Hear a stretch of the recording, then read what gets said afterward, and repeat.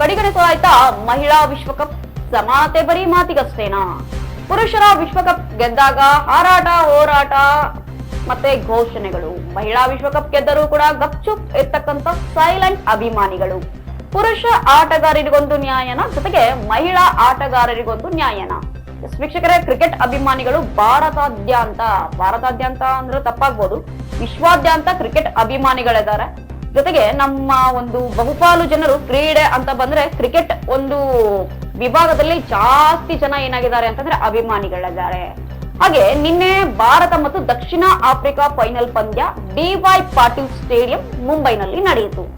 ದಕ್ಷಿಣ Africa ಮಹಿಳಾ ತಂಡವನ್ನ 246 ರನ್ನಲ್ಲಿ 45 ಓವರ್ಗಳಲ್ಲಿ ಏನ್ ಮಾಡಿದ್ರು ಅಂತಂದ್ರೆ ಇಂಡಿಯಾ ಟೀಮ್ ಔಟ್ ಮಾಡಲಾಯ್ತು.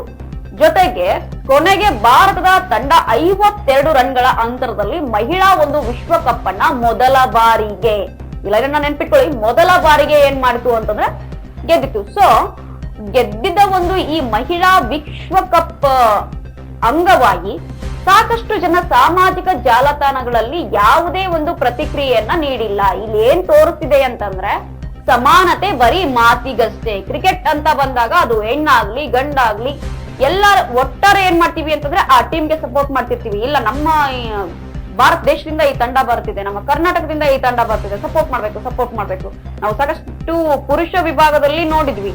ಸಾಮಾಜಿಕ ಜಾಲತಾಣಗಳು ಏನಾಗ್ಬೇಕು ಅಂತಂದ್ರೆ ಒಂಥರ ಹಬ್ಬದ ವಾತಾವರಣವನ್ನ ಸೃಷ್ಟಿ ಮಾಡ್ತಾರೆ. ಕ್ರಿಕೆಟ್ ಏನಾದ್ರೂ ಗೆದ್ಕೊಂಡ್ ಬಂದ್ರೆ ಅದನ್ನ RCB ಒಂದು ಕ್ರಿಕೆಟ್ ಪಂದ್ಯಾವಳಿಯಲ್ಲೂ ನೋಡಿದ್ವಿ. RCB ವಿನ್ ಆದಾಗ ಯಾವ ರೀತಿ ವಿಜಯೋತ್ಸವ ಮಾಡಿದ್ರು ಅಂತಂದ್ರೆ ಸಾವಿರಾರು ಜನಗಳೇನಾದ್ರು ಅಂತಂದ್ರೆ ಅಲ್ಲಿ ಕಾಲ್ ತುಳಿತಕ್ಕೆ ಒಳಪಟ್ಟು ಮತ್ತೆ ಗಾಯಾಳುಗಳಾದ್ರು. ಅಲ್ಲಿ ಅಭಿಮಾನ ತುಂಬಿ ತುಳುಕ್ತಿತ್ತು. ಆ ಅಭಿಮಾನ ಮಹಿಳಾ ಕ್ರಿಕೆಟ್ ಪಂದ್ಯದಲ್ಲಿ ಯಾಕಿಲ್ಲ?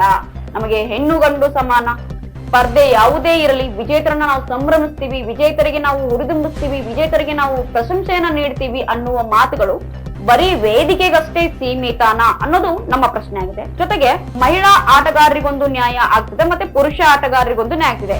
ಅದು ಸ್ಪಷ್ಟವಾಗಿಯೇ ಕಾಣಿಸ್ತದೆ. ನಿನ್ನೆಯ ಒಂದು ಮಹಿಳಾ ವಿಶ್ವಕಪ್ ಎತ್ತಿ ಹಿಡಿಯೋದ್ರಲ್ಲಿ ಎಷ್ಟು ಜನ ಸಾಮಾಜಿಕ ಜಾಲತಾಣದಲ್ಲಿ ಈ ಬಗ್ಗೆ ಟ್ವೀಟ್ ಮಾಡಿದ್ರು, ಜೊತೆಗೆ ಅವ್ರನ್ನ ಪ್ರಶಂಸೆ ಮಾಡಿದ್ರು, ಅವ್ರನ್ನ ಹೊಗಳಿದ್ರು ಅನ್ನೋದು.